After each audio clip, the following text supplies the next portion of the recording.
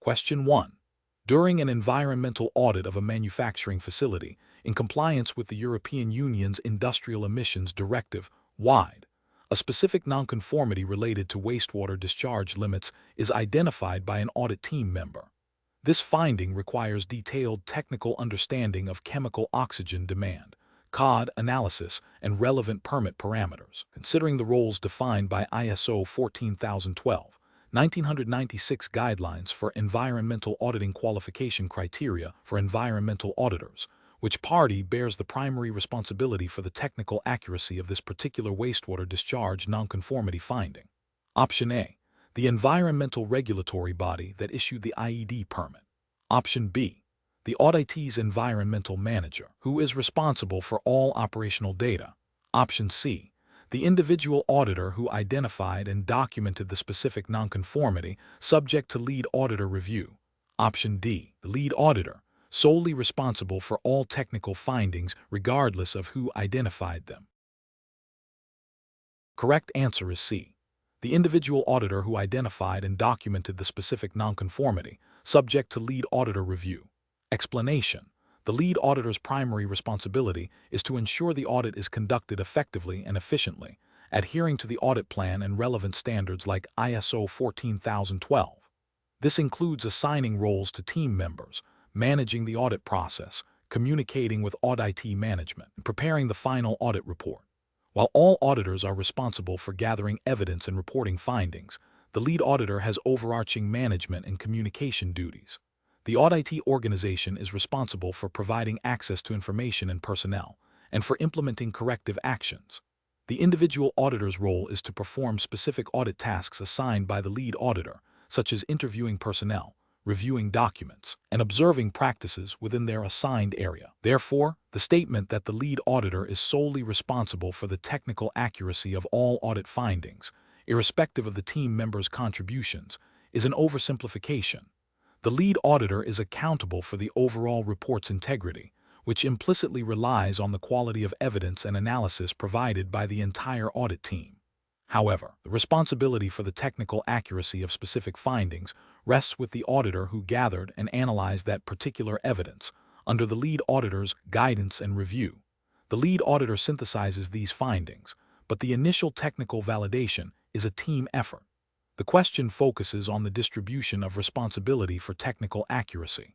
The lead auditor is responsible for the overall audit process and report, but not exclusively for the technical accuracy of every single piece of evidence gathered by individual auditors. The individual auditor who identifies a specific nonconformity is primarily responsible for its technical accuracy, subject to review by the lead auditor. Question 2.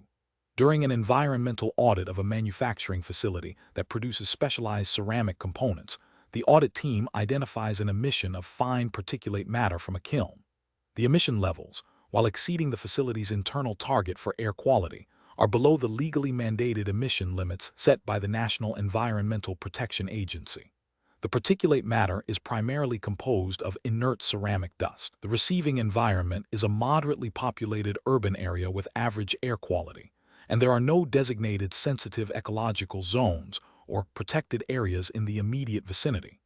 Considering the qualification criteria for environmental auditors as outlined in ISO 14012, 1996, which of the following approaches best reflects the auditor's assessment of the significance of this identified environmental aspect and its potential impact?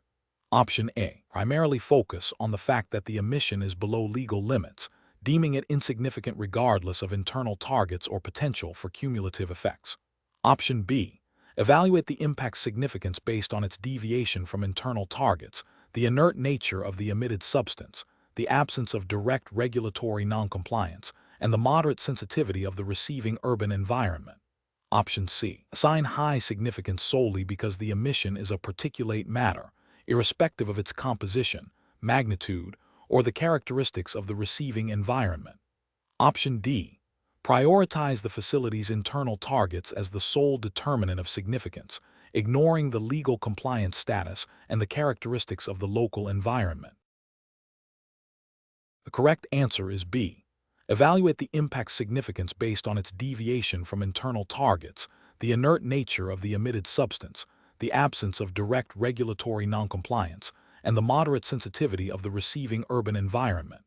Explanation: ISO 14012, 1996, specifically in its guidance on qualification criteria for environmental auditors, emphasizes the auditor's ability to identify and evaluate the significance of environmental aspects and impacts. When assessing an environmental impact for significance, an auditor must consider a range of factors beyond mere presence.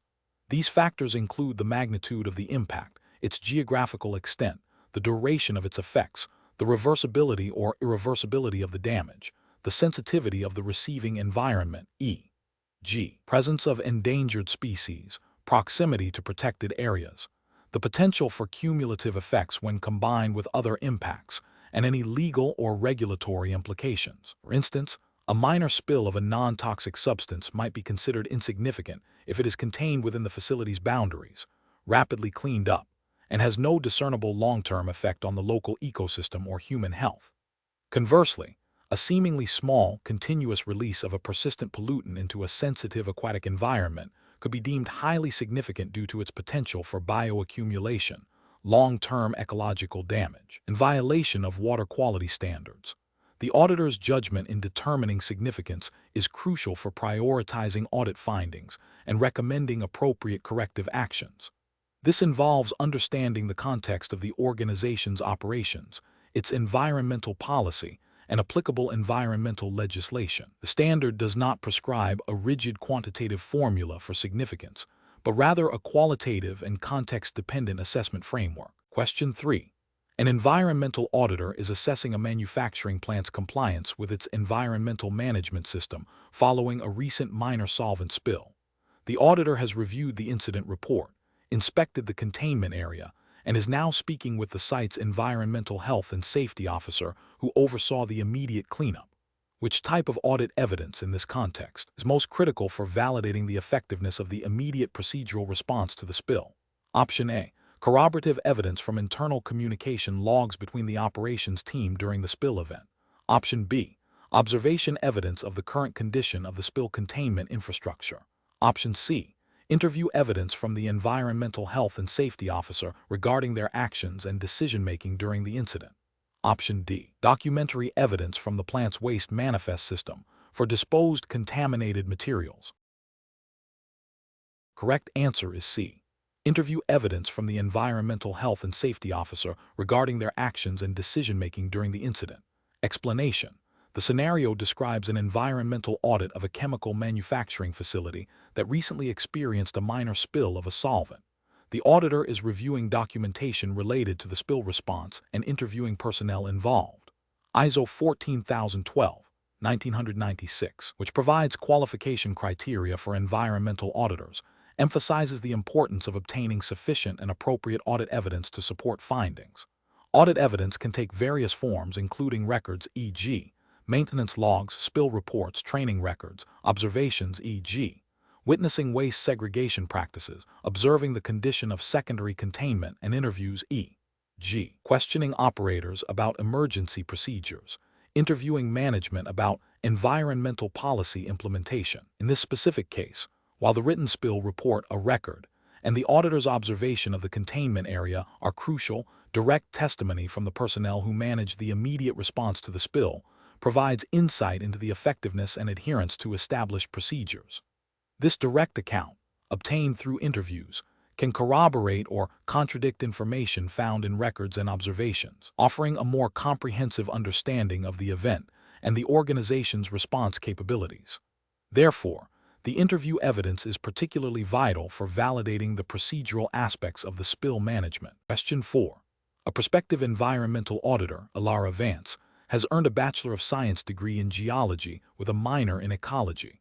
She has also successfully completed a 40-hour training course on the principles and practice of environmental auditing, which included modules on audit planning, evidence gathering, and reporting. Considering the qualification criteria stipulated in ISO 14012, 1996, which of the following best reflects Alara's preparedness regarding education and training requirements for conducting an environmental audit of a chemical manufacturing facility operating under the Clean Air Act and ISO 14001? Option A. Ilara's Bachelor of Science in Geology with an ecology minor, combined with her certified environmental auditing training, adequately addresses the educational and training prerequisites. Option B. Ilara's qualification is insufficient because a degree specifically in environmental engineering is mandated by the standard. Option C. Ilara's environmental auditing training is acceptable, but her academic background in geology does not sufficiently cover the regulatory aspects of the Clean Air Act for an audit of a chemical facility. Option D. Ilara's preparation is adequate for the training aspect, but lacks the necessary depth of environmental science education as her degree is in geology. The correct answer is A. Ilara's Bachelor of Science in Geology with an ecology minor, combined with her certified environmental auditing training, adequately addresses the educational and training prerequisites. Explanation. The core of the question revolves around understanding the specific educational and training requirements for environmental auditors as outlined in ISO 14012, 1996. This standard details the minimum qualifications necessary for individuals to conduct environmental audits effectively. Specifically, it emphasizes the need for formal education in environmental science or a related discipline, coupled with practical training in auditing techniques. The standard does not mandate a specific degree type as the sole determinant of qualification. Rather, it looks for a combination of academic grounding and applied skills, a recognized environmental management qualification, or a degree in a relevant field such as environmental engineering, environmental science, or a related natural science, alongside documented environmental auditing training, forms the basis of these requirements. This training should cover audit principles, methodologies, and the specific environmental legislation and management systems relevant to the audit scope. Therefore, an auditor who possesses a degree in environmental science and has completed a certified environmental auditing training program meets the foundational educational and training criteria. The other options present scenarios that either lack the necessary academic foundation or the specific auditing training, or they focus on experience without the explicit educational component required by the standard. Question 5.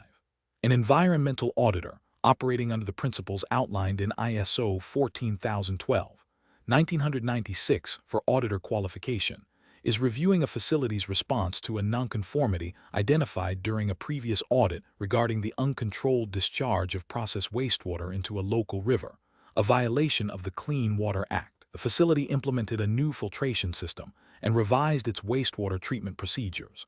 Which of the following best represents the auditor's primary focus when evaluating the effectiveness of these corrective actions? Option A. Confirming that the filtration system was purchased and installed by the specified deadline and that the revised procedures were distributed to all relevant departments. Option B. Assessing the cost-effectiveness of the new filtration system compared to alternative treatment methods and ensuring that the revised procedures are easily understandable by all employees. Option C. Verifying that the new filtration system is operational and that water quality monitoring data consistently demonstrates compliance with discharge permit limits, alongside confirmation of updated procedural documentation and personnel training. Option D.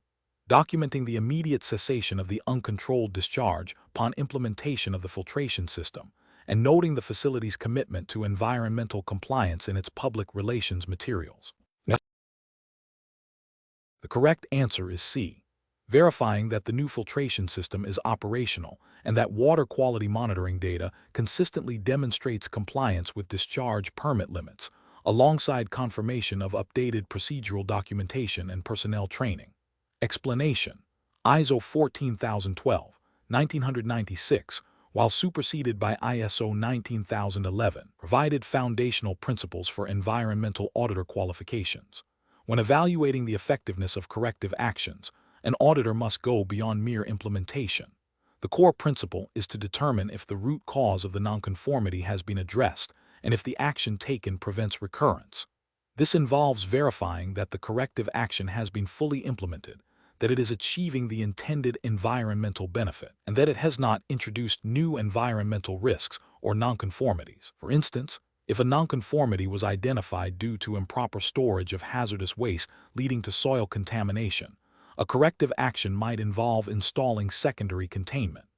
Evaluating its effectiveness would require confirming the containment is in place, functional, and that subsequent inspections show no further evidence of leakage or contamination. It also involves checking if the procedures for waste storage have been updated and if personnel are trained on these new procedures.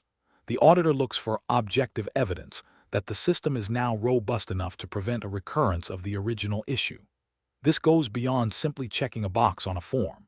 It requires a deeper understanding of the environmental management system and the specific nonconformity. Question 6. When evaluating the competence of an environmental auditor for a site undergoing a Phase I environmental site assessment, ESSA, under the framework of ISO 14012, 1996, what specific aspect of the auditor's qualification is paramount in ensuring the integrity of the assessment process, particularly when considering the identification of potential historical environmental impacts and compliance with relevant regulatory standards like CERCLA? Option A. Proven experience in directly conducting soil sampling and laboratory analysis to confirm the presence of hazardous substances. Option B. Demonstrated ability to critically assess the methodologies and documentation of a Phase I ESA, ensuring it aligns with recognized practices for identifying potential environmental impacts and liabilities. Option C. A certification in emergency response protocols for chemical spills encountered during site investigations. Option D. Extensive knowledge of the specific historical land use patterns of the site, without necessarily evaluating the ESA's investigative approach. Correct answer is B. Demonstrated ability to critically assess the methodologies and documentation of a Phase I ESA, ensuring it aligns with recognized practices for identifying potential environmental impacts and liabilities. Explanation. The qualification criteria outlined in ISO 14012, 1996 for environmental auditors, particularly concerning their involvement in Phase I environmental site assessments, ESSA, emphasize the auditor's responsibility to ensure the assessment adheres to established principles and practices. A Phase I ESA is a preliminary assessment to identify potential or existing environmental contamination liabilities. It typically involves a site visit, review of historical records, interviews, and examination of regulatory databases. The auditor's role is to verify that the assessment process itself is sound and that the findings are documented appropriately, without necessarily conducting the assessment directly. The standard stresses that auditors must possess the knowledge and skills to evaluate the methodologies employed in such assessments, ensuring they are comprehensive and aligned with relevant legal and regulatory frameworks. This includes understanding the purpose of each component of the ESA, the limitations of the information gathered, and the implications of the findings for potential environmental risks and liabilities. The auditor's qualification ensures they can critically appraise the quality and completeness of the ESA report. Question 7.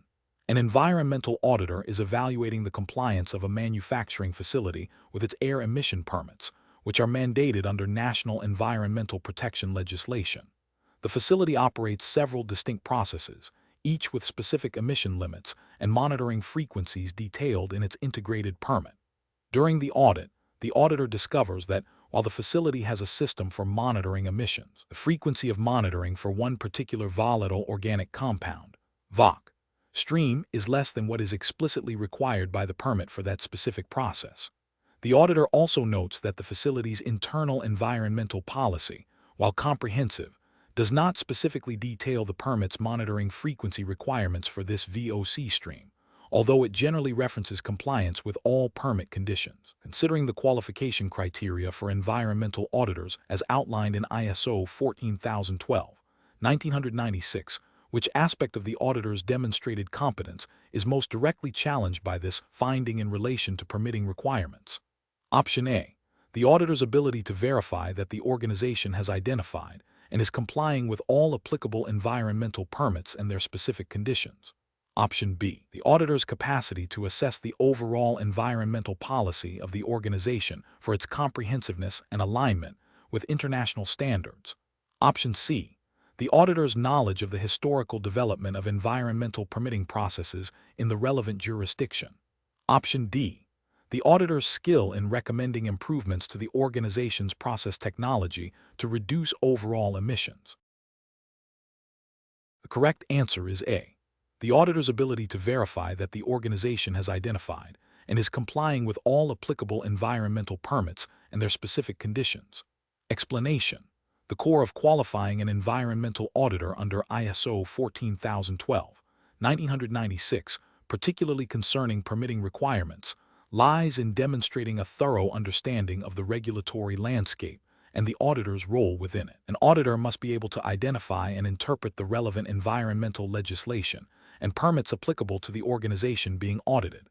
This includes understanding the process of obtaining, maintaining, and complying with permits, such as those related to emissions, waste disposal, or water discharge. The auditor's knowledge should extend to the specific requirements stipulated within these permits, including monitoring, reporting, and operational controls. Furthermore, the auditor must be able to assess the organization's compliance with these permitting conditions as part of the environmental management system audit.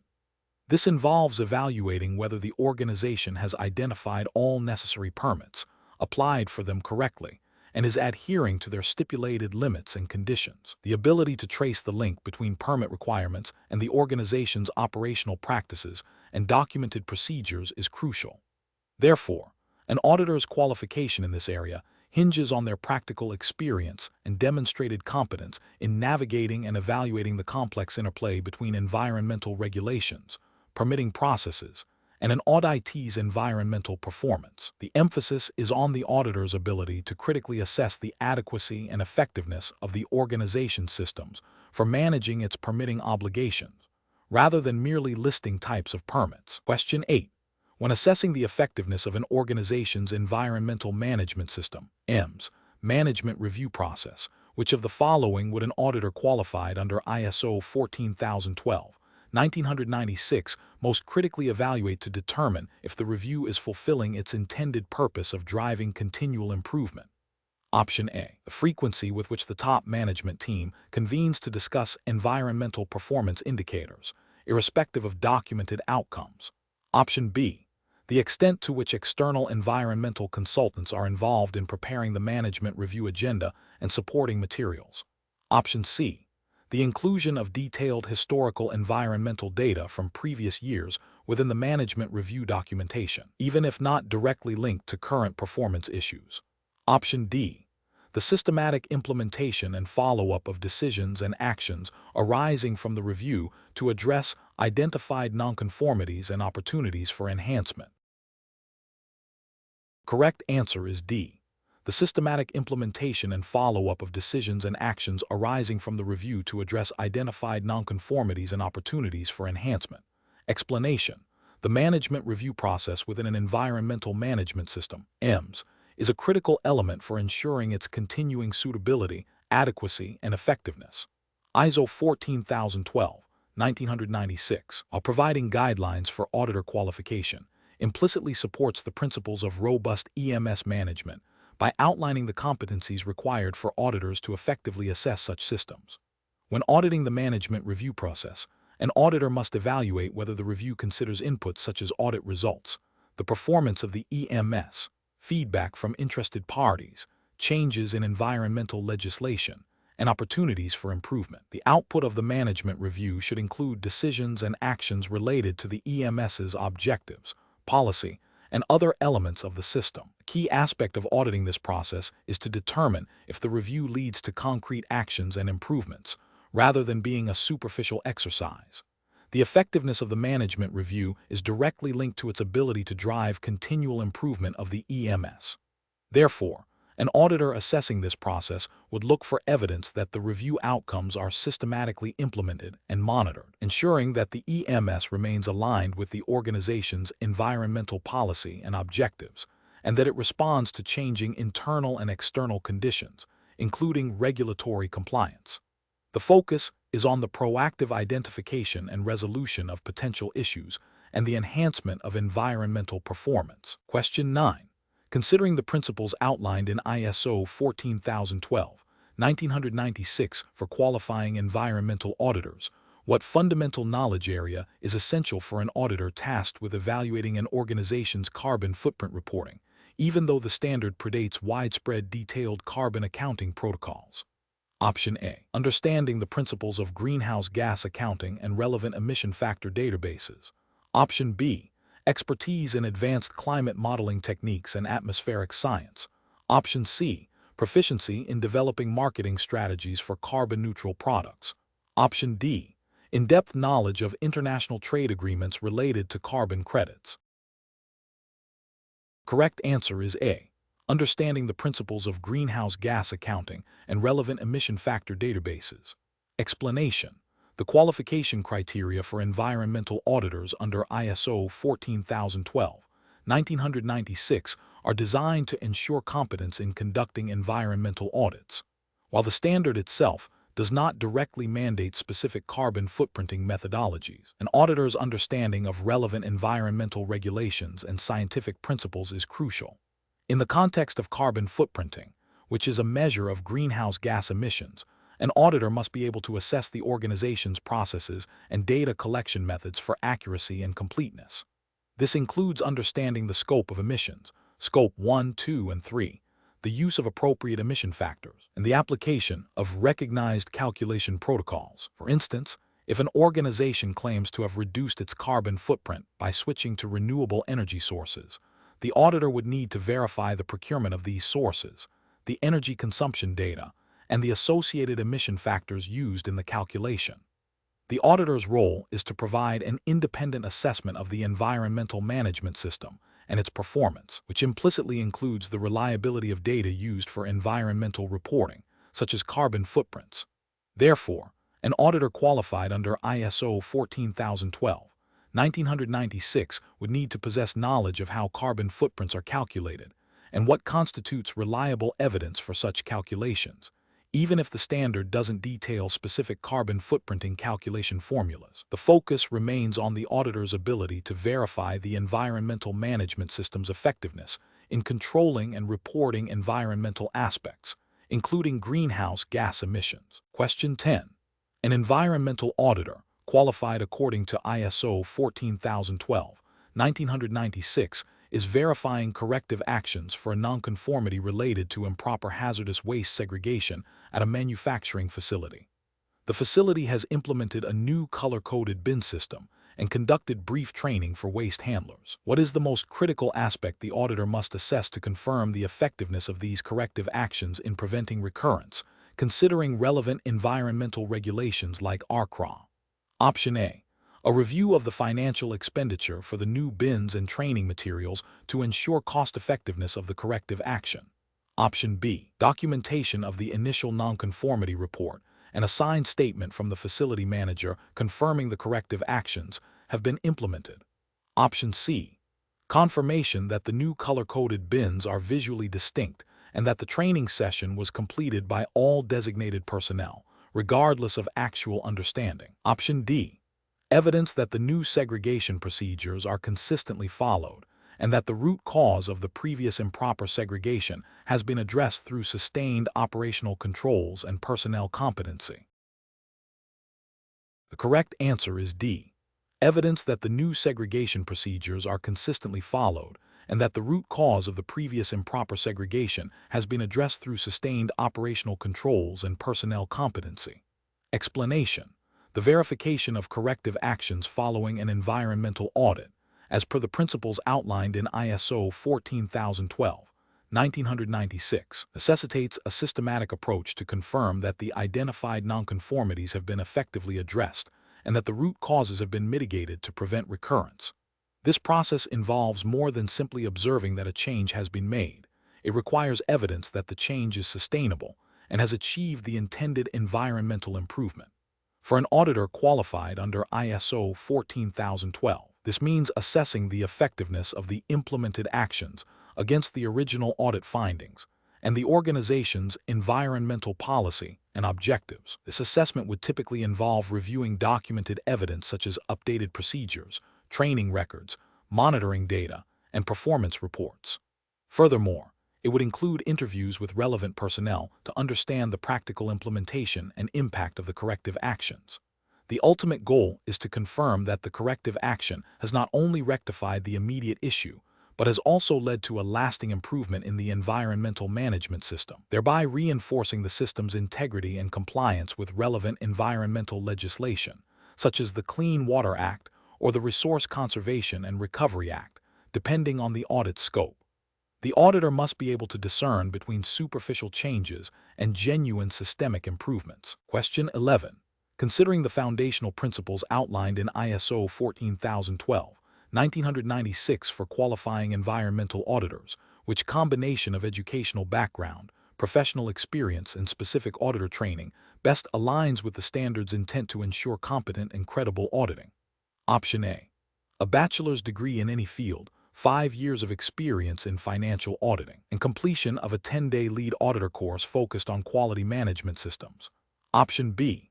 A certificate in environmental studies from a vocational institute, 3 years of experience in waste management operations, and completion of a short online course on basic auditing principles.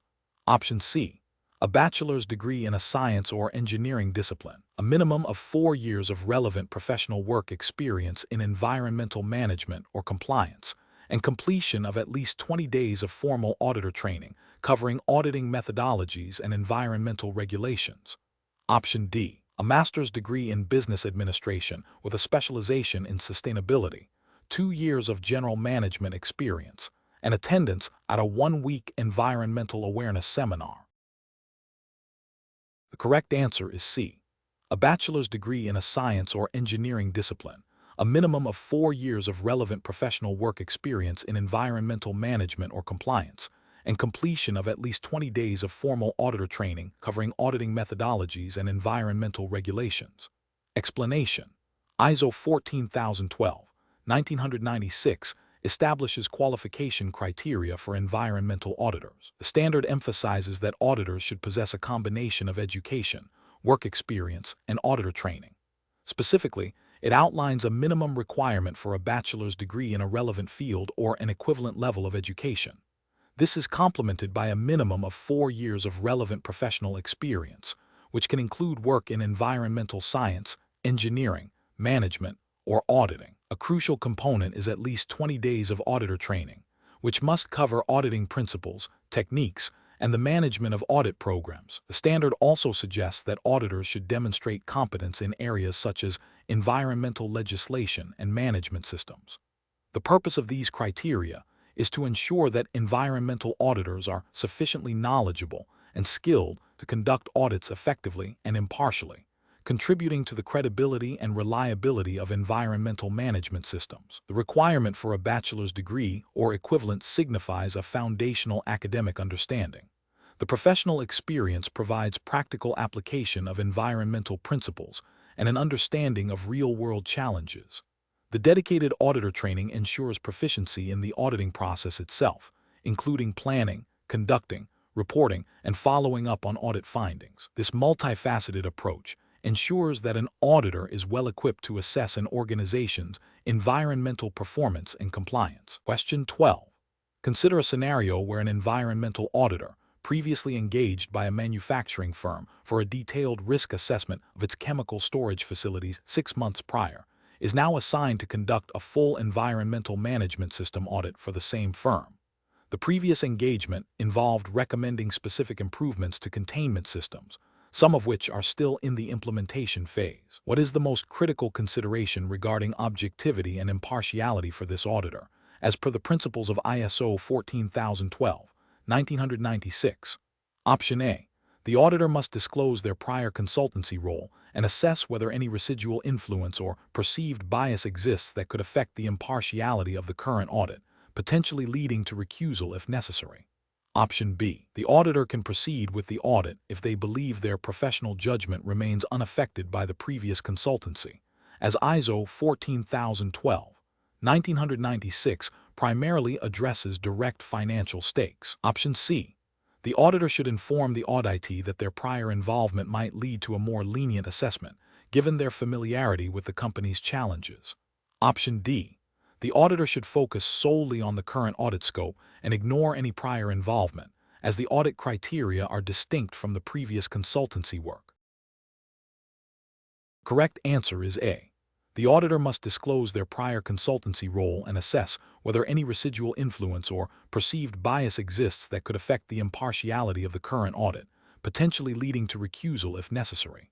Explanation: the core principle of objectivity and impartiality for environmental auditors, as outlined in ISO 14012, 1996, requires auditors to conduct their work free from undue influence or bias.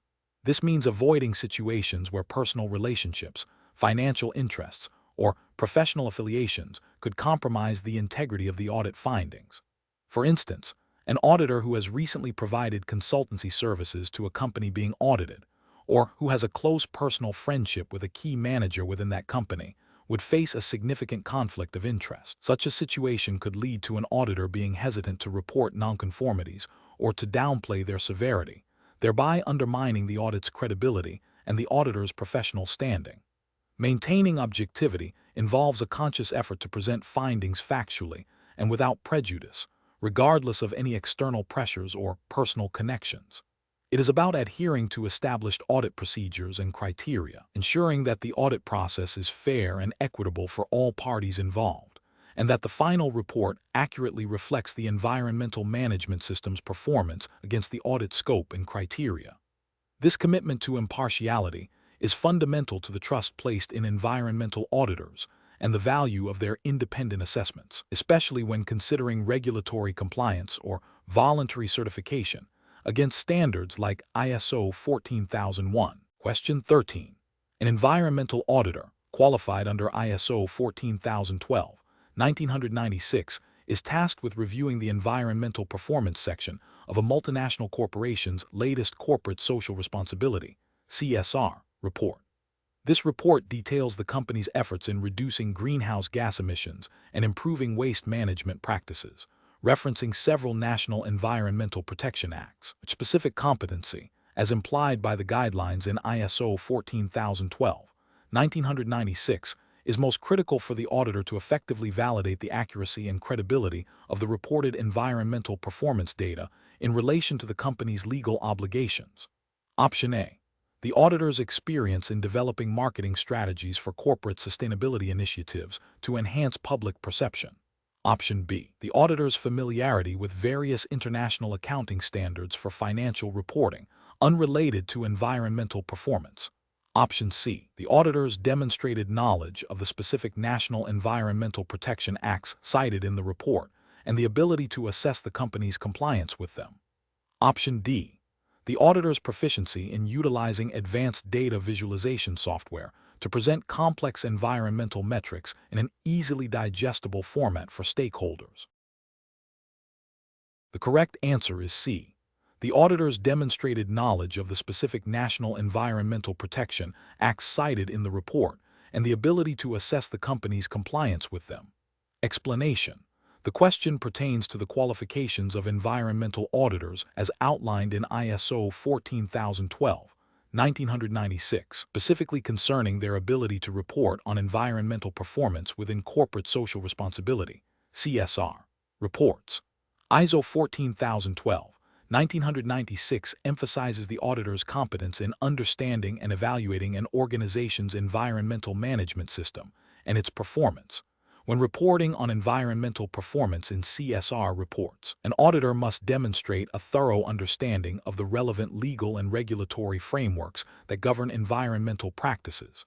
This includes knowledge of national and international environmental laws, such as those pertaining to emissions, waste management, and hazardous substances, as well as industry-specific regulations. The auditor's report should reflect an objective assessment of the organization's compliance with these legal requirements and its progress towards environmental objectives. Furthermore, the auditor must be capable of translating technical environmental data into a format that is understandable and meaningful to a diverse audience, including stakeholders, investors, and the public, as is common in CSR reporting. This involves not only presenting factual data, but also contextualizing it within the broader environmental performance of the organization and its sector. The ability to critically assess the reliability and completeness of the data used in the CSR report is also paramount. Therefore, the core competency tested here is the auditor's capacity to integrate their understanding of environmental legislation and auditing principles with the communication requirements of CSR reporting, ensuring accuracy, relevance, and credibility in the assessment of environmental performance. Question 14. During an audit of a manufacturing facility's compliance with its National Pollutant Discharge Elimination System, NPDES permit, the lead auditor, Dr. Aris Thorne, identifies a discrepancy between the reported effluent quality data and the facility's internal monitoring logs, suggesting potential underreporting of certain contaminants. The facility's environmental manager, MS, Ilara Vance, strongly disputes the auditor's interpretation of the data, claiming a misunderstanding of the sampling methodology and the inherent variability in their process, and asserts that their internal quality control procedures are sufficient and validated. Which approach best aligns with the qualification criteria for environmental auditors when addressing this impasse, considering the need for objective evidence and regulatory adherence? Option A. Systematically present the audit evidence, including the specific permit clauses and the conflicting data points, and offer to review the auditee's sampling methodology documentation to identify any procedural discrepancies or misinterpretations of regulatory requirements. Option B. Agree with the auditee's assertion of internal validation and adjust the audit finding to reflect their perspective, prioritizing a harmonious audit process. Option C. Focus on the broader environmental management system aspects and de-emphasize the specific data discrepancy, suggesting a follow-up audit to clarify the sampling procedures at a later date. Option D. Immediately escalate the issue to the regulatory agency, requesting them to conduct an independent sampling event to resolve the dispute over the data accuracy. The correct answer is A. Systematically present the audit evidence, including the specific permit clauses and the conflicting data points, and offer to review the auditee's sampling methodology documentation to identify any procedural discrepancies or misinterpretations of regulatory requirements. Explanation. The core of effective conflict resolution for environmental auditors, as implicitly guided by the principles of professional conduct and auditing standards, involves maintaining impartiality and focusing on objective evidence. When an auditor encounters resistance or disagreement from auditees regarding findings, especially when those findings relate to noncompliance with specific environmental regulations, such as the Clean Water Act or local wastewater discharge permits, the auditor's primary recourse is to systematically present the evidence. This evidence could include monitoring data, inspection reports, permit conditions, or documented observations. The goal is to demonstrate how the auditee's practices or conditions deviate from the established requirements. If the auditee disputes the interpretation of the regulation or the factual basis of the finding, the auditor should facilitate a review of the relevant documentation, and if necessary, escalate the discussion to a higher authority within the auditee's organization or the auditing body for clarification. The emphasis remains on factual verification and adherence to the audit scope and criteria. It is not about negotiation of findings, but about ensuring accuracy and compliance with the audit framework and applicable laws. Question 15. Considering the foundational principles of ISO 14012, 1996 concerning auditor qualifications and the evolving landscape of corporate social responsibility, CSR, which of the following best describes the role of a qualified environmental auditor in validating an organization's environmental stewardship claims within its CSR framework?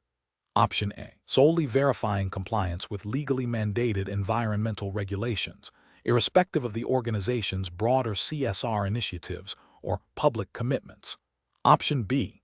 Providing strategic recommendations for marketing and public relations activities related to the organization's environmental performance. Option C. Evaluating the financial performance of environmental projects to determine their economic viability for inclusion in CSR reports. Option D. Assessing the alignment of the organization's environmental management system and performance data with its stated CSR objectives and commitments, thereby providing assurance on the credibility of its environmental reporting. The correct answer is D. Assessing the alignment of the organization's environmental management system and performance data with its stated CSR objectives and commitments, thereby providing assurance on the credibility of its environmental reporting. Explanation.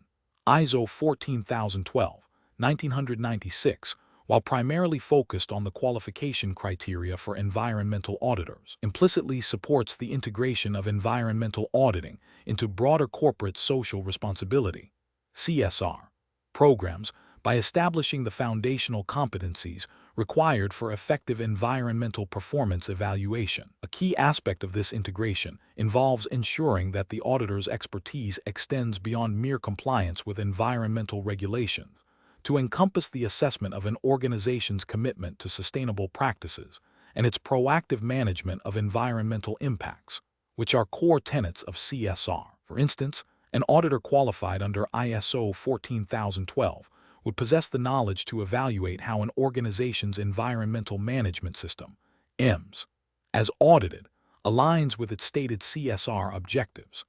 This includes assessing the reliability of environmental data reported in CSR disclosures, the effectiveness of stakeholder engagement on environmental issues, and the transparency of the organization's environmental performance reporting. The standard's emphasis on auditing skills, such as planning, conducting, reporting, and following up on audits, directly translates to the systematic evaluation of CSR initiatives that have an environmental dimension. Therefore, the auditor's ability to discern the genuineness and impact of an organization's environmental stewardship efforts, as demonstrated through its CSR framework, is a critical, albeit indirect, outcome of the qualification criteria outlined in ISO 14012. This requires an understanding of how environmental performance data from audits can inform and validate CSR claims, ensuring that the organization's environmental commitments are not merely aspirational, but are backed by verifiable actions and measurable results, thereby enhancing the credibility of its CSR reporting and overall social responsibility. Question 16.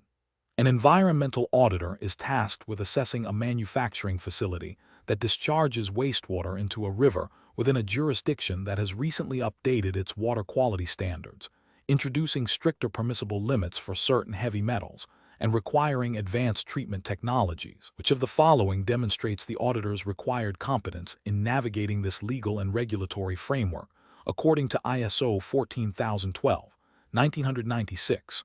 Option A.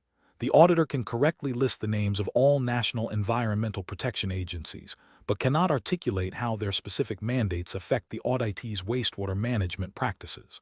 Option B. The auditor can accurately identify the specific amendments to the water quality standards, explain their implications for the facility's discharge permit, and assess the auditee's process modifications to ensure compliance with the new limits and treatment requirements. Option C. The auditor is familiar with international environmental treaties, but has no knowledge of the specific national or regional laws governing wastewater discharge for the auditee's operational location. Option D. The auditor possesses a general awareness of environmental protection principles and can cite the existence of water quality regulations without detailing their specific requirements or impact on the auditee. The correct answer is B. The auditor can accurately identify the specific amendments to the water quality standards, explain their implications for the facility's discharge permit, and assess the auditee's process modifications to ensure compliance with the new limits and treatment requirements. Explanation. The question pertains to the qualification criteria for environmental auditors as outlined in ISO 14012, 1996, specifically concerning the auditor's understanding of the legal and regulatory framework. An auditor must demonstrate competence in identifying and interpreting relevant environmental legislation, regulations, and standards that apply to the auditee's operations.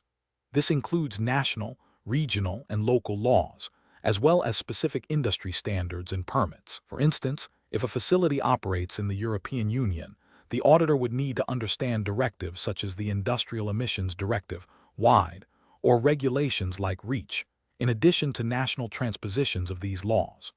The auditor's knowledge should extend to the implications of noncompliance, such as potential fines, legal liabilities, and operational restrictions. Demonstrating this understanding involves the ability to assess whether the auditee's environmental management system adequately addresses these legal requirements, and if the auditee's practices conform to them. This is a core competency for ensuring the effectiveness and credibility of an environmental audit. The ability to interpret and apply these legal instruments to the auditee's specific context is paramount, rather than merely listing them. Question 17. Considering the trajectory of environmental auditing beyond mere regulatory compliance, as envisioned by the foundational principles of ISO 14012, 1996, what core competency will increasingly define the qualification of an environmental auditor in an era of integrated sustainability reporting and life cycle thinking? Option A.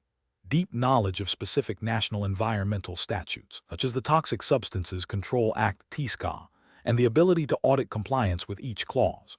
Option B. Expertise in conducting traditional environmental impact assessments for new industrial projects and ensuring adherence to permit conditions. Option C. Proficiency in assessing the strategic integration of environmental and social performance data within corporate sustainability reports, alongside an understanding of life cycle assessment methodologies. Option D. The capacity to audit the financial implications of environmental remediation activities and the accuracy of environmental liability provisions in financial statements. The correct answer is C. Proficiency in assessing the strategic integration of environmental and social performance data within corporate sustainability reports, alongside an understanding of life cycle assessment methodologies. Explanation. The question probes the evolving landscape of environmental auditing and its implications for auditor qualifications, specifically referencing the foundational principles outlined in ISO 14012, 1996. As environmental regulations become more complex and encompass broader sustainability concerns, the role of the auditor expands beyond mere compliance with specific laws like the Clean Air Act or the Resource Conservation and Recovery Act (RCRA). The trend is towards integrating life cycle assessment (LCA) principles, understanding corporate social responsibility (CSR), reporting frameworks, and evaluating the effectiveness of environmental management systems (EMS) in achieving strategic sustainability goals. Auditors must possess a deeper understanding of these interconnected elements, including the ability to assess the reliability and materiality of data presented in sustainability reports, which often go beyond traditional environmental performance indicators. This requires a more sophisticated analytical skill set, an awareness of emerging environmental technologies, and the capacity to evaluate the ethical dimensions of environmental performance. Therefore, the qualification criteria must adapt to reflect this broadened scope, emphasizing competence in assessing integrated environmental and sustainability performance, rather than solely focusing on specific regulatory compliance. The ability to discern the strategic integration of environmental considerations into business operations, and to evaluate the robustness of reporting mechanisms for these broader impacts, becomes paramount. This forward-looking perspective is crucial for ensuring that environmental audits remain relevant and effective in driving genuine environmental improvement and sustainable business practices. Question 18. During an environmental audit of a manufacturing facility operating under the European Union's Emissions Trading System, EU ETS, the lead auditor, MS, Anya Sharma, observes that the facility's representative, Mr. Jayan Lai, is consistently vague when questioned about specific emission monitoring procedures and data validation processes, potentially indicating a lack of full transparency. Considering the personal attributes emphasized in ISO 14012, 1996 for environmental auditors, which of the following actions best reflects the auditor's required professional conduct in this situation to ensure a thorough and objective assessment? Option A. Persistently request specific, verifiable evidence for each statement made by the auditee, calmly reiterating the need for factual data to support compliance claims, while maintaining a neutral and professional demeanor. Option B. Immediately escalate concerns to the client's senior management, citing a potential lack of cooperation and demanding a change in the facility representative. Option C. Directly challenge the auditee's competence in managing environmental data, suggesting that their lack of clarity reflects a fundamental misunderstanding of regulatory requirements. Option D. Adjust the audit scope to focus on less sensitive areas, assuming that the vagueness indicates minor discrepancies that do not warrant further investigation. The correct answer is A. Persistently request specific, verifiable evidence for each statement made by the auditee, calmly reiterating the need for factual data to support compliance claims, while maintaining a neutral and professional demeanor. Explanation. The question probes the understanding of personal attributes critical for environmental auditors, as outlined in ISO 14012, 1996. Specifically, it focuses on how an auditor's personal demeanor and approach influence the effectiveness of an environmental audit, particularly when confronting potentially evasive or uncooperative auditees. The core principle being tested is the auditor's ability to maintain impartiality and professionalism while eliciting accurate information. Objectivity is paramount. An auditor must avoid personal bias and ensure that findings are based on evidence, not preconceived notions or emotional responses. Integrity means adhering to ethical principles and being honest in all dealings. Effective communication is crucial for building rapport, clarifying expectations, and ensuring that findings are understood. When faced with resistance or attempts to obscure information, an auditor must employ a calm, persistent, and evidence-based questioning strategy. This involves asking clear, direct questions, referencing specific clauses of regulations or standards, and seeking corroborating evidence. Demonstrating an understanding of the auditee's operational context can also facilitate better communication. The goal is to gather factual data and assess conformity, not to engage in confrontation or to be swayed by attempts at misdirection. Therefore, the auditor's ability to remain composed, objective, and persistent in seeking factual verification, while maintaining professional communication, is the most effective approach. Question 19.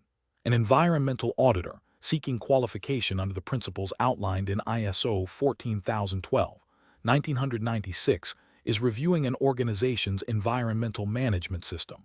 The organization has identified its significant environmental aspects, including the potential for accidental release of a hazardous substance from a storage tank. To effectively control this aspect, what is the primary action that the auditor would expect to find evidence of within the organization's documented system and operational practices? Option A. A legal opinion confirming that current storage practices comply with all applicable environmental regulations. Option B. Implementation and maintenance of documented procedures and controls to minimize the likelihood and impact of such releases. Option C. Regular internal training sessions for all personnel on the theoretical definition of environmental aspects. Option D. A comprehensive inventory of all potential hazardous substances stored on site, regardless of their significance. The correct answer is B. Implementation and maintenance of documented procedures and controls to minimize the likelihood and impact of such releases. Explanation. The core principle of controlling significant environmental aspects, as implicitly understood within the framework of environmental auditing qualification criteria like those in ISO 14012, 1996, involves establishing and maintaining processes to manage these aspects. This is not about simply identifying them, but about ensuring that their impacts are regulated, reduced, or otherwise controlled to meet environmental objectives and legal requirements. An auditor qualifying under ISO 14012 would need to assess the effectiveness of these control mechanisms. This involves verifying that the organization has implemented measures to mitigate the potential negative environmental consequences of its significant aspects. Such measures are typically documented in operational procedures, environmental management plans, or specific control strategies. The effectiveness of these controls is then evaluated through monitoring, measurement, and review processes. Therefore, the most accurate representation of controlling significant environmental aspects is the implementation and maintenance of processes designed to manage their associated impacts. This is distinct from merely identifying them, or solely relying on regulatory compliance without proactive management, or focusing only on the initial identification without ongoing control. Question 20. Consider a scenario where an environmental auditor is interviewing a senior technician responsible for the maintenance of a facility's air pollution control equipment. The technician has been with the company for over a decade and is considered highly experienced. The auditor's objective is to verify compliance with emission limits as stipulated in the facility's air quality permit, which includes specific operational parameters for the control devices. Which of the following interview approaches would best enable the auditor to assess the technician's practical understanding of the control equipment's performance and the facility's adherence to permit conditions, while also uncovering potential undocumented operational adjustments or maintenance practices? Option A, asking the technician to walk through the standard operating procedures for the control equipment, and then posing hypothetical what-if scenarios related to common operational anomalies, prompting them to describe their response and the rationale behind it. Option B, requesting the technician to provide a list of all maintenance activities performed on the control equipment over the past year, and then cross-referencing this list with the facility's environmental monitoring data. Option C, directing the technician to explain the theoretical principles behind the air pollution control technology used, and then asking them to recall specific dates and times when the equipment was offline for maintenance. Option D, presenting the technician with a copy of the air quality permit and asking them to identify all sections pertaining to the operation of the control equipment, followed by a general inquiry about their daily responsibilities. Correct answer is A, asking the technician to walk through the standard operating procedures for the control equipment, and then posing hypothetical what-if scenarios related to common operational anomalies, prompting them to describe their response and the rationale behind it. Explanation: the effectiveness of an environmental audit hinges on the auditor's ability to gather accurate and comprehensive information. During interviews with personnel, particularly those directly involved in operational processes, an auditor must employ techniques that elicit candid responses and reveal potential nonconformities or areas for improvement. The ISO 14012/1996 standard emphasizes the need for auditors to possess strong interpersonal skills and a systematic approach to information gathering. When interviewing an operator responsible for managing wastewater discharge, the auditor seeks to understand their knowledge of the facility's environmental permit conditions, the operational parameters they monitor, and the procedures followed in case of deviations. A key aspect is to probe beyond surface-level answers by asking open-ended questions that encourage detailed explanations and examples. For instance, instead of asking, "Do you follow the discharge limits?" a more effective question would be, "Can you describe the process you follow to ensure the wastewater discharge parameters remain within the limits specified in the environmental permit, and what actions do you take if a parameter deviates?" This approach allows the auditor to assess the operator's understanding, the robustness of the implemented procedures, and the awareness of potential consequences. It also provides an opportunity to observe the operator's confidence and clarity in explaining complex processes, which can indirectly indicate the level of training and adherence to established protocols. The auditor's objective is to obtain verifiable information that corroborates or challenges documented evidence and management statements, thereby contributing to the overall validity of the audit findings. Question 21. An environmental auditor, adhering to the principles outlined in ISO 14012/1996, observes during a site visit that a manufacturing facility's effluent discharge analysis reveals concentrations of a specific heavy metal exceeding the legally mandated limits stipulated by the Clean Water Act. Facility's environmental manager explains that the current filtration system is showing signs of wear and tear, and a recent increase in production volume has put additional strain on it. Considering the auditor's role in recommending actions to achieve compliance and prevent recurrence, which of the following proposed corrective actions would best align with the spirit of ISO 14012/1996 for addressing this nonconformity? Option A. Advise the company to consult with an external environmental engineering firm to redesign the entire wastewater treatment process from scratch, irrespective of the current system's potential for repair. Option B. Recommend the immediate replacement of the worn filtration system with a more robust unit capable of handling increased production loads and establish a preventive maintenance schedule for all effluent treatment equipment. Option C. Suggest the facility temporarily reduce its production output until the existing filtration system can be repaired and monitor the discharge quality on a daily basis. Option D. Propose that the facility submit a variance request to the regulatory agency to operate at the current discharge levels for the next 6 months, while exploring long-term solutions. Correct answer is B. Recommend the immediate replacement of the worn filtration system with a more robust unit capable of handling increased production loads and establish a preventive maintenance schedule for all effluent treatment equipment. Explanation: the core principle behind recommending corrective actions following an environmental audit, as guided by ISO 14012/1996, is to ensure that identified nonconformities are addressed effectively and that the root causes are eliminated to prevent recurrence. When an auditor identifies a situation where a company's wastewater discharge exceeds the permissible limits set by the local Environmental Protection Agency, a critical step in the audit process is to propose corrective actions. The auditor must assess the situation to understand why the limits were breached. This involves investigating the operational processes, equipment, and management systems. For instance, if the excess discharge is due to a malfunctioning treatment unit, the corrective action would involve repairing or replacing that unit. However, the standard emphasizes going beyond immediate fixes. The auditor's recommendation should also focus on preventing future occurrences. This might involve implementing enhanced monitoring procedures, providing additional training to operational staff on wastewater treatment protocols, or revising standard operating procedures to include more stringent checks. The ultimate goal is to ensure the company's environmental management system is robust enough to consistently meet regulatory requirements and its own environmental policy objectives. Therefore, the most appropriate recommendation would be one that addresses both the immediate problem and its underlying causes, fostering a sustainable improvement in environmental performance. Question 22.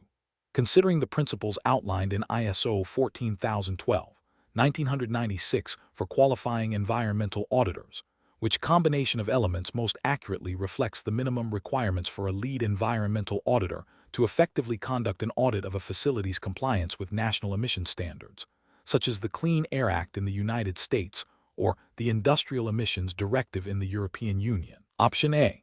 A minimum of 5 years of professional experience with at least 2 years specifically in environmental auditing, coupled with documented completion of a recognized environmental auditing training program. Option B. A bachelor's degree in environmental science and a minimum of 3 years of experience working within an environmental regulatory agency. Option C. A certificate in environmental management systems auditing and a minimum of 6 years of experience in general quality management auditing, with a brief period of on-the-job training in environmental aspects. Option D. A master's degree in environmental law and a minimum of 4 years of experience in environmental consulting, with a focus on pollution control technologies. Correct answer is A. A minimum of 5 years of professional experience, with at least 2 years specifically in environmental auditing, coupled with documented completion of a recognized environmental auditing training program. Explanation: ISO 14012/1996, specifically addressing qualification criteria for environmental auditors, emphasizes a blend of educational background, professional experience, and specific training. For a lead auditor, the standard outlines requirements for a minimum of 5 years of relevant professional experience, with at least 2 of those years dedicated to environmental auditing. This experience should encompass a range of auditing activities, including planning, conducting, reporting, and follow-up. Furthermore, the standard mandates specific training in environmental auditing principles, techniques, and management systems, often evidenced by completion of recognized auditor training courses. While knowledge of specific environmental laws and regulations is crucial for an auditor to effectively assess compliance, it is typically integrated into the auditing training and demonstrated through practical application during audits, rather than being a standalone qualification criterion separate from the auditing expertise itself.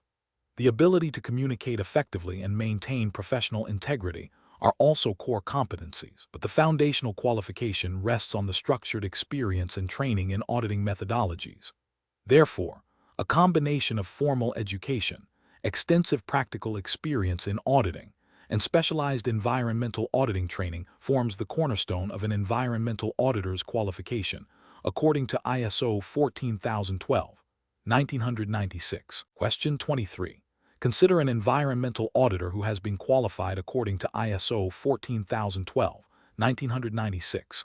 To maintain this qualification, what is the primary expectation regarding their professional engagement with evolving environmental knowledge and auditing practices?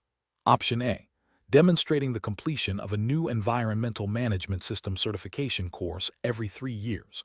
Option B. Proving active participation in at least 20 hours of accredited continuing education annually. Option C. Submitting evidence of having conducted a minimum of 5 environmental audits within the preceding 2-year period.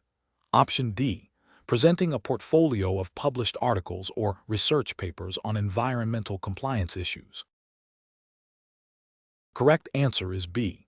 Proving active participation in at least 20 hours of accredited continuing education annually. Explanation. ISO 14012, 1996, in its Guidelines for Environmental Auditor Qualification Criteria, emphasizes the importance of maintaining and enhancing auditor competence. This includes a requirement for continuing professional development. While the standard does not specify a fixed number of hours, it mandates that auditors engage in activities that keep their knowledge current with evolving environmental legislation, auditing techniques, and industry best practices. Such activities could include attending workshops, participating in seminars, undertaking relevant coursework, or contributing to professional development through research or teaching. The core principle is to ensure that an auditor's skills remain sharp and relevant to effectively conduct environmental audits. Failure to demonstrate such ongoing development could lead to a lapse in qualification or an inability to maintain certification with accredited bodies that adopt these guidelines. The objective is to ensure that the auditing process itself is robust and that auditors can accurately assess an organization's compliance with environmental regulations and its own environmental management system. Question 24. During an environmental compliance audit of a manufacturing facility, an auditor discovers documented evidence indicating that the facility's wastewater discharge significantly exceeds the permissible limits for heavy metals as stipulated by the National Environmental Protection Agency's regulations. The auditor has verified the accuracy of the monitoring data and the applicability of the regulation to the facility's operations. Which of the following represents the auditor's most appropriate course of action concerning this discovery? Option A. Advise the facility management to temporarily halt operations until they can rectify the exceedance, thereby ensuring immediate compliance. Option B. Immediately cease the audit and notify the National Environmental Protection Agency directly about the observed violation. Option C. Document the specific noncompliance with the wastewater discharge limits, citing the relevant National Environmental Protection Agency regulation and the supporting evidence, and report this finding to the auditee. Option D. Focus the remainder of the audit on other areas, assuming the facility will address the wastewater issue independently without explicit reporting by the auditor. The correct answer is C. Document the specific noncompliance with the wastewater discharge limits, citing the relevant National Environmental Protection Agency regulation and the supporting evidence, and report this finding to the auditee. Explanation. The core principle tested here is the auditor's responsibility in identifying noncompliance during an environmental compliance audit as per ISO 14012, 1996. While an auditor's primary role is to assess conformance with specified criteria, which includes legal and regulatory requirements, the standard emphasizes the auditor's duty to report findings. Discovering a significant deviation from a specific environmental regulation, such as the Clean Air Act's emission limits for particulate matter, constitutes a finding of noncompliance. The auditor's professional obligation, as outlined in the spirit of the standard for qualification criteria, is to document and report such findings accurately. This involves noting the specific regulation breached, the evidence gathered, e.g., emission monitoring data, process records, and the nature of the noncompliance. The auditor does not have the authority to enforce the regulation or determine penalties, but they must clearly articulate the identified breach to the auditee and potentially to relevant stakeholders as per the audit scope and agreement. Therefore, the most appropriate action is to document and report the specific instance of noncompliance with the relevant environmental law. Question 25. When evaluating an organization's environmental management system for compliance with relevant environmental legislation, specifically concerning operational permitting, what aspect of an auditor's knowledge base is most critical for assessing the effectiveness of the organization's permit management process? Option A. The auditor's familiarity with the historical evolution of environmental protection laws in the region where the audit is conducted. Option B.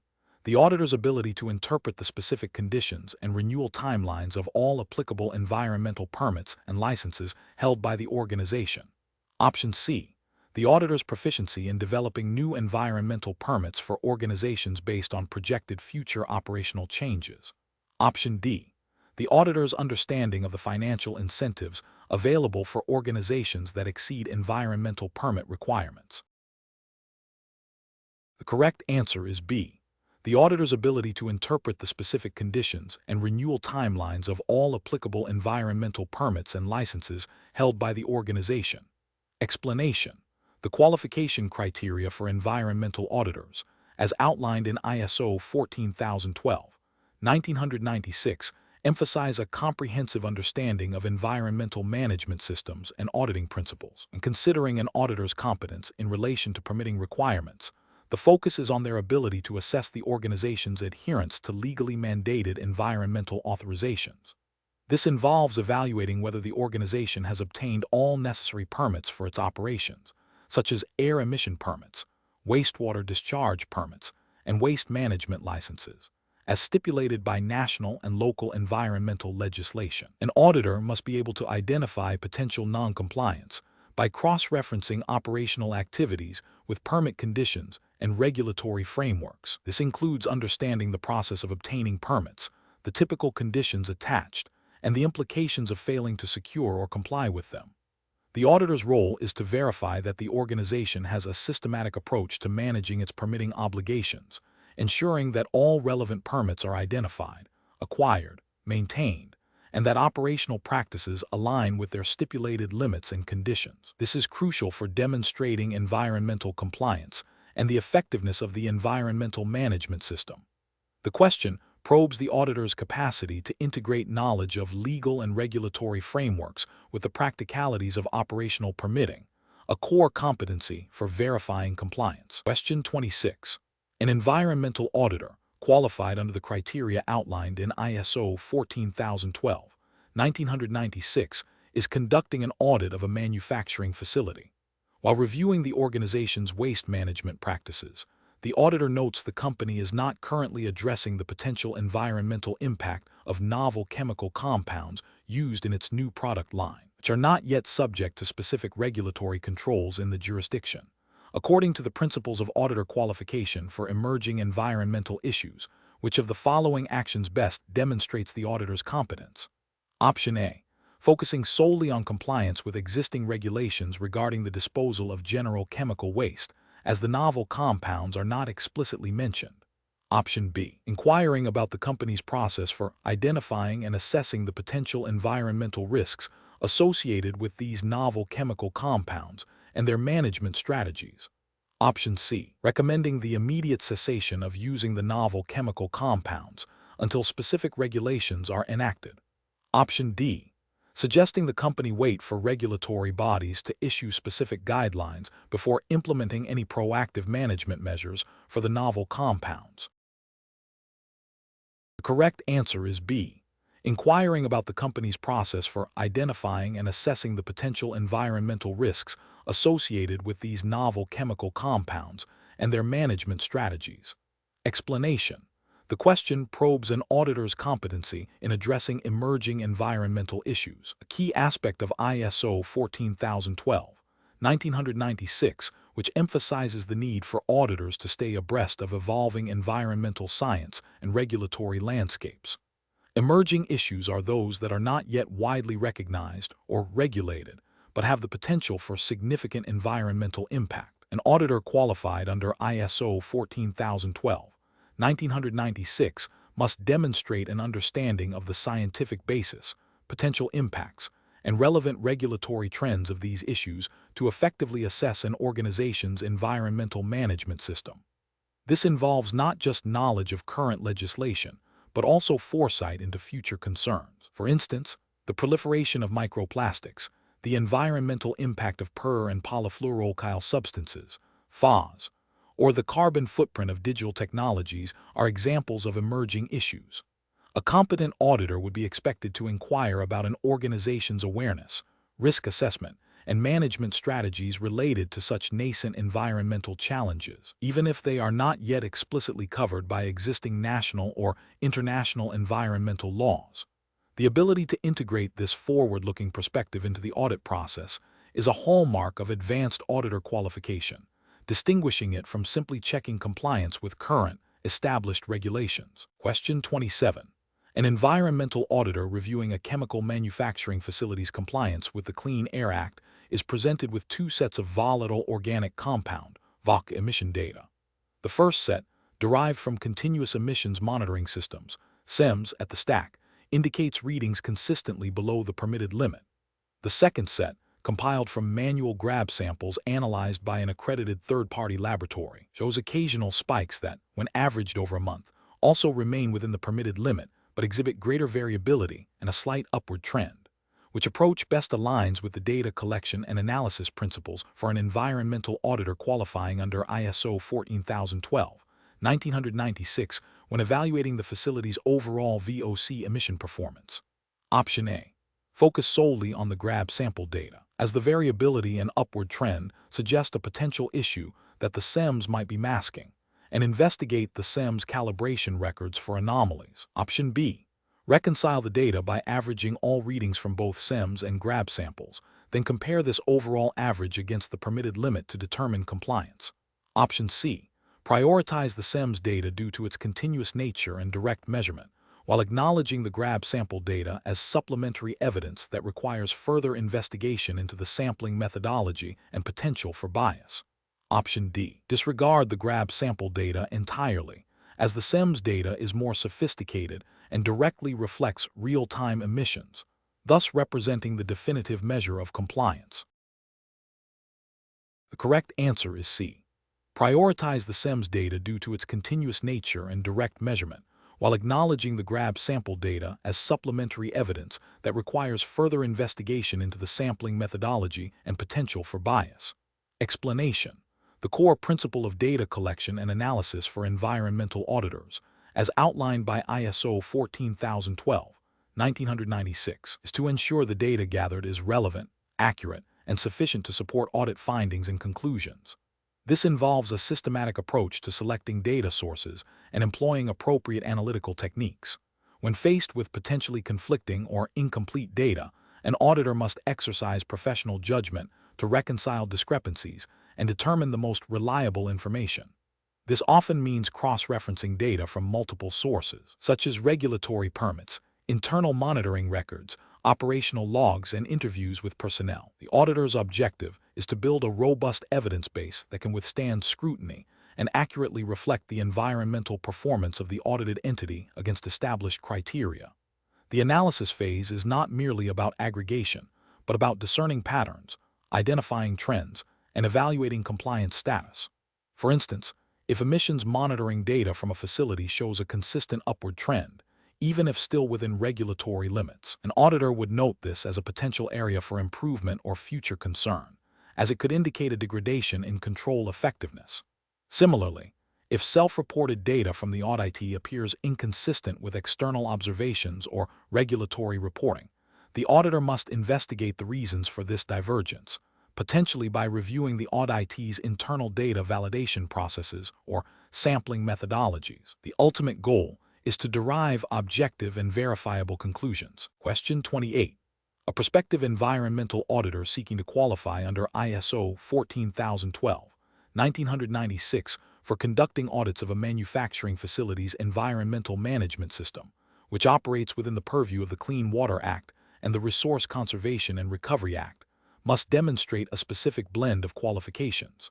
Considering the requirements for auditing environmental management systems, what is the minimum formal training duration in environmental auditing principles and practices stipulated by ISO 14012-1996 for such an individual to be considered qualified? Option A. A minimum of 20 days of formal training in environmental auditing principles and practices. Option B. A minimum of 25 days of formal training in environmental auditing principles and practices. Option C. A minimum of 15 days of formal training in environmental auditing principles and practices. Option D. A minimum of 10 days of formal training in environmental auditing principles and practices. The correct answer is A. A minimum of 20 days of formal training in environmental auditing principles and practices. Explanation: the core of ISO 14012-1996 concerning auditor qualification for environmental management system audits emphasizes a combination of education, work experience, and auditor-specific training. Specifically, it outlines a minimum of 2 years of relevant higher education in an environmental or related field, or equivalent practical experience, coupled with a minimum of 20 days of formal training in environmental auditing principles and practices. This training should cover topics such as audit methodologies, environmental legislation relevant to the audit scope, and the principles of environmental management systems. The objective is to ensure auditors possess the necessary knowledge and skills to conduct effective and credible audits, assessing compliance with environmental regulations, and the effectiveness of an organization's environmental management system. The standard stresses the importance of impartiality and integrity, which are foundational to the auditing profession. Without this foundational understanding of the required educational and training benchmarks, an auditor cannot be deemed qualified according to the 1996 guidelines. Question 29. Which aspect of an auditor's competency, as outlined by ISO 14012/1996, is most critical for assessing an organization's environmental performance and ensuring the effectiveness of its environmental management system? Option A. Demonstrated ability to critically evaluate the methodology and data used in an organization's environmental performance evaluation process. Option B. Experience in developing marketing materials that highlight an organization's positive environmental initiatives to the public. Option C. Proficiency in negotiating environmental permits with national regulatory bodies and securing favorable compliance schedules. Option D. Extensive knowledge of specific chemical compounds and their precise toxicological effects on aquatic ecosystems. The correct answer is A. Demonstrated ability to critically evaluate the methodology and data used in an organization's environmental performance evaluation process. Explanation. The core of qualifying an environmental auditor under ISO 14012/1996 relates to their demonstrated competence in evaluating an organization's environmental performance. Environmental performance evaluation involves a systematic process of identifying, measuring, analyzing, and reporting an organization's environmental aspects and their associated impacts. This evaluation is crucial for an auditor to determine the effectiveness of an organization's environmental management system (EMS) and its compliance with relevant legal and other requirements. For an auditor to be qualified, they must possess a thorough understanding of the principles and methodologies for conducting such evaluations. This includes knowing how to assess the appropriateness of the indicators used by the organization, the reliability of the data collected, and the validity of the conclusions drawn from the performance data. An auditor's ability to critically assess these elements directly impacts their judgment on the overall environmental performance and the EMS's ability to achieve its stated objectives.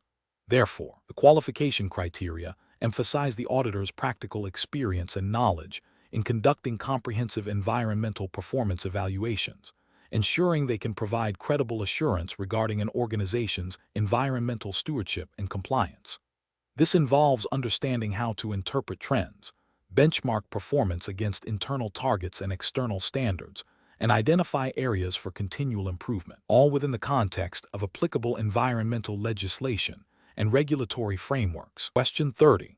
Considering the qualification criteria for environmental auditors as stipulated in ISO 14012/1996, which type of experience would most directly demonstrate an auditor's competency in identifying environmental liabilities and compliance issues through a Phase I environmental site assessment? Option A. Completing a training course on Phase I environmental site assessment methodologies without practical application in real-world auditing scenarios. Option B. Participating in a limited number of Phase I environmental site assessments primarily focused on data compilation and the identification of readily available public records without significant analytical interpretation. Option C. Conducting Phase I environmental site assessments that involve detailed historical records review, site reconnaissance, interviews, and the subsequent development of a comprehensive report evaluating potential environmental impacts and recommending further actions based on regulatory frameworks. Option D. Assisting senior auditors in site reconnaissance activities for Phase I environmental site assessments, with responsibilities limited to visual observations and note-taking. The correct answer is C.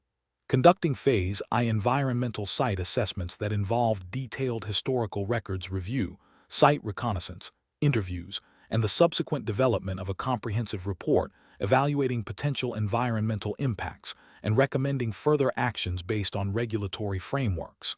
Explanation: the qualification criteria for environmental auditors, as outlined in ISO 14012/1996, emphasize a blend of education, work experience, and auditing experience.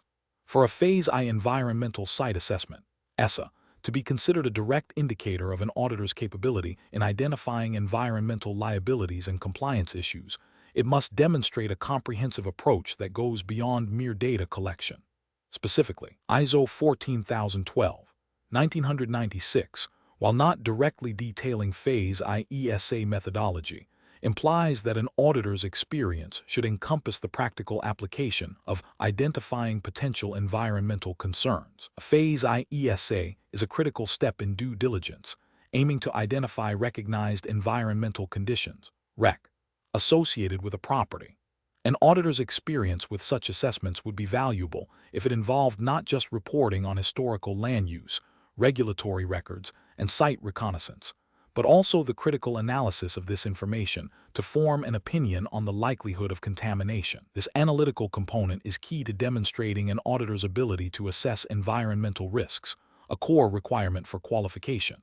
Therefore, an experience that includes the development of a comprehensive report detailing findings, evaluating potential impacts, and recommending further investigative steps directly reflects the auditor's capacity to apply their knowledge in a practical, risk assessment context, aligning with the spirit of ISO 14012 emphasis on practical competence. The experience must showcase the auditor's ability to interpret findings in the context of relevant environmental regulations and potential liabilities.